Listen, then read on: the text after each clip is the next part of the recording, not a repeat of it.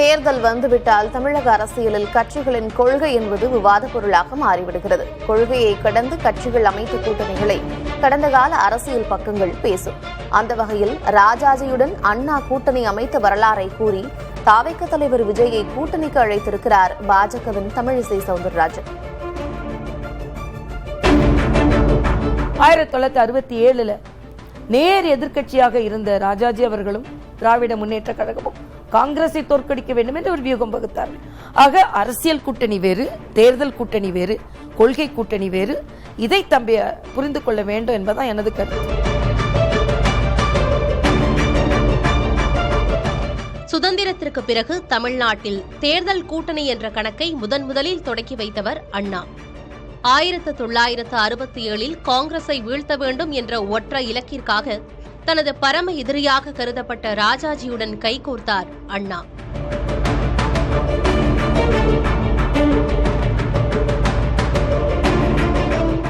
காங்கிரசிலிருந்து பிரிந்து 1959 சுதந்திரா என்ற தனி கட்சியை தொடங்கிய ராஜாஜி காங்கிரஸை வீழ்த்த கங்கணம் கட்டியிருந்தார். அந்த நேரத்தில்தான் காங்கிரஸை வீழ்த்த ராஜாஜியுடன் கைகோர்த்தது அண்ணா தலைமையிலான திமுக.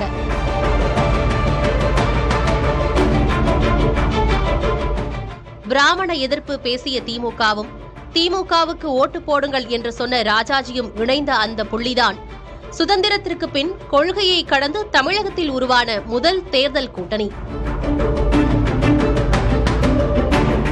இன்று அதே அண்ணாவின் தேர்தல் கூட்டணி வியூகத்தை கையில் எடுத்துக்கொண்டு தமிழக வெற்றிக் கழகத்தின் தலைவர் விஜய்க்கு அழைப்பு விடுத்துள்ளார் பாஜக மூத்த தலைவர் தமிழிசை சவுந்தரராஜன். திமுக எனும் பலமான சக்தியை வீழ்த்த வேண்டுமானால் எதிர்க்கட்சிகள் சிதறி கிடக்கக்கூடாது என கூறி விஜய்க்கு அறிவுறுத்தியுள்ளார் தமிழிசை. ராஜாஜியுடன் கூட்டணி அமைத்து ஆட்சிக்கு வந்த போதிலும் ரூபாய்க்கு 3 படி அரிசி என்ற வாக்குறுதியை நிறைவேற்ற முடியாததால் நாம் ஏன் ராஜினாமா செய்யக்கூடாது என்று கேட்டவர் அண்ணா.